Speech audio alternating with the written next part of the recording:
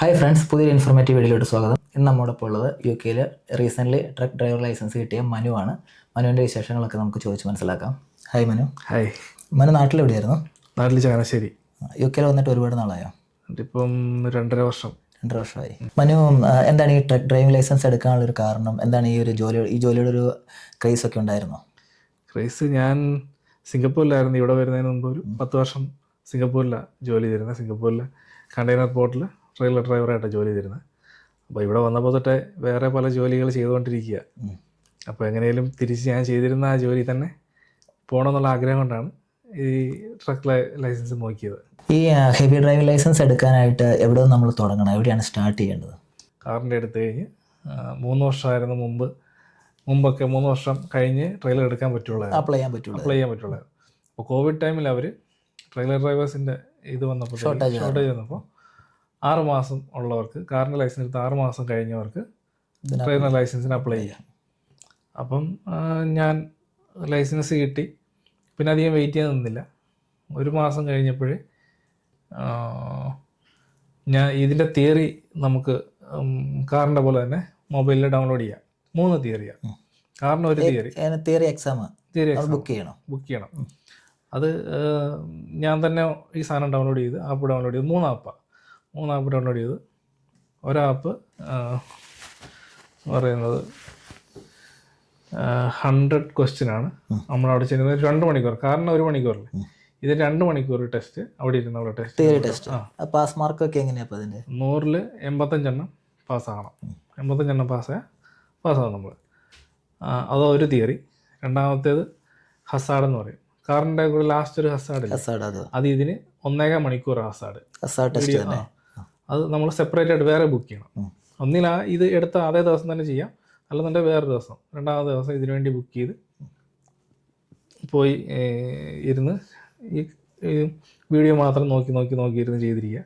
അതൊരു 1 മണിക്കൂർ മേലെയുണ്ട്. അത് കഴിഞ്ഞ് മൂന്നാമത്തെയാണ് CPC എന്ന് പറയും, കേസ് സ്റ്റഡി. അതും തിയറി ആയിട്ടാണ്. 50 ക്വസ്റ്റ്യൻ, അതിൽ 40 പാസ്സാകണം. ഇതെല്ലാം ആപ്പ് വഴിയാണ് പഠിച്ചത്? എല്ലാ ആപ്പ് ഞാൻ ഡൗൺലോഡ് ചെയ്തിരുന്നു. പഠിച്ചിട്ട് സമയമുള്ള പോലെ ഞാൻ പോയി നമ്മുടെ കാറിൻ്റെ എടുക്കുമല്ലോ, അതുപോലെ തന്നെ ഞാൻ അപ്ലൈ ചെയ്ത് ബുക്ക് ചെയ്ത് പോയിരുന്നു. എഴുതിയിട്ട് പോയിരുന്നു. എഴുതി. അപ്പോൾ ഓരോന്നും പോയപ്പോഴും പാസ്സായി കിട്ടി. ഫസ്റ്റ് ടൈം തന്നെ പാസ്സായി. കാരണം വീണ്ടും പോകാൻ വയ്യാത്തതുകൊണ്ട് മൊത്തം പഠിച്ചിട്ട് പോയി. പിന്നെ CPC ആയിരുന്നു ഇച്ചിരി പാട്. കേസ് സ്റ്റഡി തിയറിയും കാറിൻ്റെ പോലെ തന്നെ തിയറി മൊത്തം. അത് ഒരു 900 ചില്ലറ ക്വസ്റ്റ്യൻ ഉണ്ട്. അത് മൊത്തം വീണ്ടും പഠിച്ച് കഴിയുമ്പോഴത്തേക്കും മെമ്മറിയിലായല്ലോ. അതങ്ങനെ പോയി എഴുതിയാൽ മതി. ഹസാഡും നമുക്ക് വീഡിയോ നോക്കിയിരുന്നാൽ മതി. ഒത്തിരി ധൃതി വയ്ക്കാതെ അടിച്ചടിച്ച് കൊടുത്തു കഴിഞ്ഞാൽ കാറിൻ്റെ പോലെ തന്നെ ഹസാഡ്. CPC ആണ് നമ്മളെ ചുറ്റും. കാരണം അവരൊരു പാരഗ്രാഫ് തരും. ആ പാരഗ്രാഫിൽ നിന്ന് ഒരു 8 ക്വസ്റ്റ്യൻ അതിനകത്തുനിന്ന് ചോദിക്കും. അപ്പോൾ നമ്മൾ ചിന്തിച്ചാണ് ആൻസർ ചെയ്യേണ്ടത്. ചിലതിനകത്ത് കണക്കുണ്ട്. ഈ വണ്ടിയുടെ നീളം, ഡീസൽ അടക്കം ഇത്ര വെയിറ്റ്, ഓടിക്കുന്ന ഡ്രൈവറിന് ഇത്ര വെയിറ്റ്, ഇത് കഴിഞ്ഞാൽ നിനക്ക് എത്ര ലോഡ് എടുക്കാൻ പറ്റും, അങ്ങനെയുള്ള ചോദ്യങ്ങളുണ്ട്. അത് കണക്കായിട്ട് ഇങ്ങനെ വരും. അത് നമുക്ക് കാൽക്കുലേറ്റർ ഒന്നുമില്ല, മനസ്സിൽ കണക്ക് കൂട്ടണം. എന്നിട്ട് അതിൻ്റെ കറക്റ്റ് നോക്കി അങ്ങോട്ടും ഇങ്ങോട്ടും 4 ആൻസർ കാണും നോക്കി. അത് പാസ്സാവാൻ എത്ര? അത് 50 ക്വസ്റ്റ്യൻ, അതിൽ 40 പാസ്സാവണം. 40 പാസ്സാവണം. ഇത് 3 കൂടി പാസ്സായി കഴിഞ്ഞാൽ തിയറി സെക്ഷൻ കഴിയും. നമ്മൾ തിയറി ടെസ്റ്റ് എല്ലാം സക്സസ്ഫുള്ളി കംപ്ലീറ്റ് ചെയ്ത് 3 പാർട്ടും കംപ്ലീറ്റ് ചെയ്ത് കഴിഞ്ഞിട്ട് പിന്നെ നമ്മൾ പ്രാക്ടിക്കൽ ടെസ്റ്റ് ബുക്ക് ചെയ്യണം ഡയറക്റ്റ്. അത് ഒരു ട്രെയിനിങ് സ്കൂൾ വഴി ആണോ പോയത്? അത് എങ്ങനെയാണ്? ട്രെയിനിങ് സ്കൂൾ വഴിയേ പോകാൻ പറ്റുള്ളൂ. ട്രെയിലറിൻ്റെ കാറിൻ്റെ ആണെങ്കിൽ നമുക്ക് സ്വന്തം വണ്ടി ഉണ്ടെങ്കിൽ കൊണ്ടുപോകാം, അല്ലെങ്കിൽ കൂട്ടുകാരുടെ അടുത്ത് പോകാം. ഇത് ഡ്രൈവിംഗ് സ്കൂൾ വഴിയേ പോകാൻ പറ്റുള്ളൂ. നമ്മളിപ്പം ഈ ഡ്രൈവിംഗ് സ്കൂളിൽ അപ്രോച്ച് ചെയ്യുമ്പോൾ അവരാണ് നോർമലി നമുക്ക് ഈ ആപ്പ് ഡൗൺലോഡ് ചെയ്യാൻ പറയുന്നത്, പഠിപ്പിച്ചു തുടങ്ങുക. അതാണ് നോർമലായിട്ട് ഡ്രൈവറായിട്ട് ട്രക്കിന് ലൈസൻസ് എടുക്കുന്ന അങ്ങനെയാണ്. ഇതിപ്പോൾ ഞാൻ സമയമുള്ളതുകൊണ്ട് ഞാനിരുന്നങ്ങ് പഠിച്ച് സ്വന്തമായിട്ടെല്ലാം ഞാൻ അങ്ങ് തീർത്ത് വെച്ചു. പിന്നെ അവിടെ പോയിട്ട് ഒന്നേം തുടങ്ങണ്ടെന്ന് വിചാരിച്ചു. അപ്പോൾ ഇത് തീർത്ത് വെച്ചിട്ടാണ് ഞാൻ അവിടെ പോയത്. അപ്പോൾ അവർ 2,900 പൗണ്ടാണ് പറഞ്ഞ് ഒരാഴ്ചത്തെ ട്രെയിനിങ്ങിന് 2,900 പൗണ്ട്. അപ്പോൾ തിങ്കളാഴ്ച രാവിലെ നമ്മൾ ട്രെയിനിങ് തുടങ്ങുന്നെങ്കിൽ തിങ്കളാഴ്ച രാവിലെ തൊട്ട് 5 മണിക്കൂർ, ചൊവ്വാഴ്ച രാവിലെ 5 മണിക്കൂർ ട്രെയിനിങ് കഴിഞ്ഞ് ഉച്ച കഴിയുമ്പോഴത്തേക്ക് റിവേഴ്സ് ടെസ്റ്റ് നടത്തും. ഇവരുടെ ട്രെയിനിങ് ഏരിയയിൽ റിവേഴ്സ് ടെസ്റ്റിനുള്ള സ്ഥലമുണ്ട്, അവർ വണ്ടി പാർക്കുന്ന സ്ഥലത്ത്. അപ്പം ഗവൺമെൻറ് അപ്രൂവ്ഡ് ആയിട്ട് വേറൊരാളെ വന്ന് നോക്കി നിൽക്കും. നമ്മൾ ചെയ്ത് ശരിയല്ലെങ്കിൽ അയാൾ പാസ്സാക്കില്ല. അപ്പോൾ പക്ഷെ നമുക്ക് പാസ്സാകുന്നവരെ അവിടെ സമയം തരും, റിവേഴ്സ് എടുത്ത് പാസ്സാകുന്നവരെ സമയം എടുക്കും. അപ്പോൾ ട്രെയിലറിൻ്റെ റിവേഴ്സ് ഇച്ചിരി ബുദ്ധിമുട്ട് അറിയായിരിക്കും. അത് കാറ് പോലല്ല, കാറിൻ്റെ നമ്മൾ ലെഫ്റ്റിലോട്ട് തിരിഞ്ഞാൽ ഇതിങ്ങോട്ട് പോകും, ഇത് ലെഫ്റ്റ് തിരിച്ചു കഴിഞ്ഞാൽ അതിൻ്റെ പെട്ടി റൈറ്റിലോട്ട് പോകും. നേരെ ഓപ്പോസിറ്റാണ് ട്രെയിലറിൻ്റെ റിവേഴ്സ്. അവിടെ സിംഗപ്പൂർ ഓടിച്ച് എക്സ്പീരിയൻസ് ഉള്ളതുകൊണ്ട് എനിക്ക് വലിയ ബുദ്ധിമുട്ടില്ലായിരുന്നു.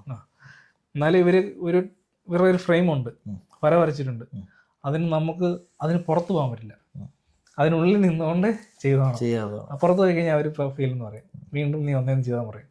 പോയിട്ട് മൊത്തം വന്ന് നാട്ടിൽ നമ്മൾ ഈ കാറിന്റെ എച്ച് വരച്ചിട്ട് അതിനകത്തോടെ ഓടിക്കുന്നു, അതുപോലെ ഇതിനൊരു ലൈനുണ്ട്, അതിനുള്ളിൽ നിർത്തി കളിച്ചോണം.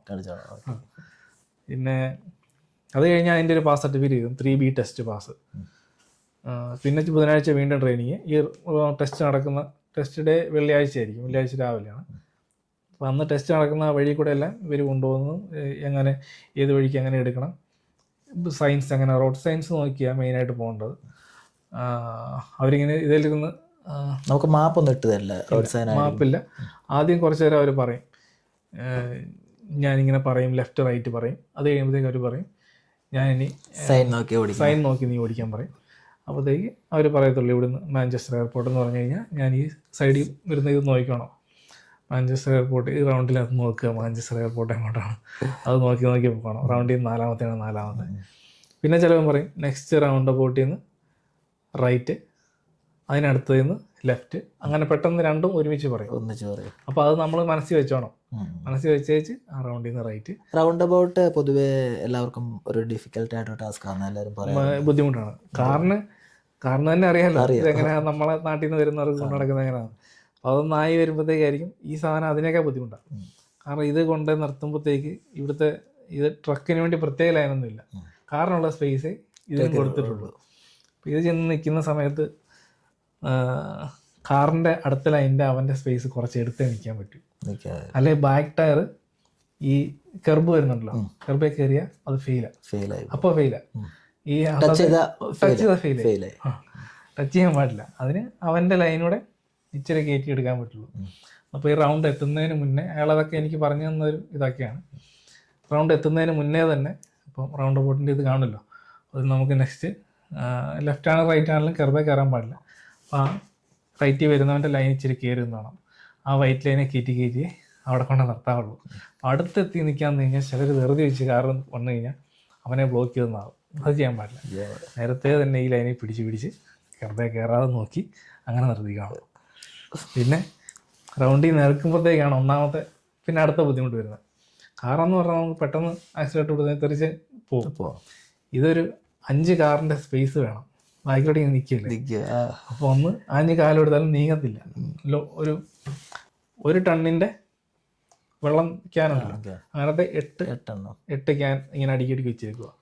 അത് ഈ ടെസ്റ്റർ ചിലപ്പം കയറി നോക്കും, ചില ടെസ്റ്റേഴ്സ് കയറി നോക്കും എം ടി ആണോ വെള്ളം ഉണ്ടോ എന്നുള്ളത് ചെക്ക് ചെയ്യും. അപ്പോൾ എൻ്റെ അതിനകത്ത് പഠിപ്പിക്കുമ്പോഴും ഉണ്ട്, ചെല്ലുമ്പോഴും ഉണ്ട്. അപ്പോൾ വണ്ടി ഒരു അനക്കത്തിലേ നിൽക്കുകയുള്ളൂ. പിന്നെ കാല് കൊടുക്കുമ്പോഴത്തേക്ക് ആ ലോഡ് നിൽക്കുമല്ലോ, 8 ടൺ നിൽക്കില്ല, അല്ലെങ്കിൽ അനങ്ങി നീങ്ങത്തുള്ളൂ, പെട്ടെന്ന് നീങ്ങില്ല. ഇപ്പോൾ UK കൺട്രിയിലെ ലൈസൻസ് കയ്യിലുള്ളപ്പോൾ നമുക്ക് ഏത് കൺട്രിയിൽ വേണമെങ്കിലും നമുക്ക് വണ്ടി ഓടിക്കാനും ഏത് രാജ്യത്ത് വേണമെങ്കിലും വാഹനം ഓടിക്കാം. വർക്ക് ചെയ്യാനാണെങ്കിലും നമുക്ക് അപ്ലൈ ചെയ്യാം, എടുക്കാൻ ചാൻസ് കൂടുതലുണ്ട്. ഈ ഒരു ജോബിന് നമുക്ക് മിനിമം പേ സ്കെയിലാണോ മീറ്റ് ചെയ്യുന്നത്? ഇവരുടെ പേയ്മെൻറ്റ് സ്കെയിലൊക്കെ എങ്ങനെയായിരിക്കും? പേയ്മെൻറ്റ് ന്യൂ പാസിന് ഞാൻ അപ്ലൈ ചെയ്തെടുത്ത് ഇന്ത്യയിലാണ് ഞാൻ അപ്ലൈ ചെയ്തിരുന്നത്. അപ്പോൾ ന്യൂ പാസിന് എടുക്കുന്ന കൂടുതൽ ആൾക്കാർ പറയുന്നത് 36,000 ആനുവൽ ഇൻകം. ഒരു 6 മാസം അല്ലെങ്കിൽ 1 ഇയർ എക്സ്പീരിയൻസ് വരുന്നവർക്ക് കമ്പനിയിൽ പെർമനൻ്റ് ആയിട്ട് അവർ പറയുന്നത് 46,000 അല്ലെങ്കിൽ 50-60,000 എക്സ്പീരിയൻസിൽ അവർ ഇൻക്രീസ് ചെയ്തുകൊണ്ടിരിക്കും. അതെ. നമ്മുടെ ഈ ഒരു ജോബിൻ്റെ ഈ വർക്ക് ലൈഫ് ബാലൻസ് എങ്ങനെ? ഇതിൻ്റെ ഡ്യൂട്ടി ടൈം കാര്യങ്ങളൊക്കെ എത്ര മണിക്കൂർ മിനിമം പെർമനൻ്റ് ആയ വർക്ക് ചെയ്യണം? അതാണ് ഇതിനകത്ത് എന്ന് പറയുന്നത്.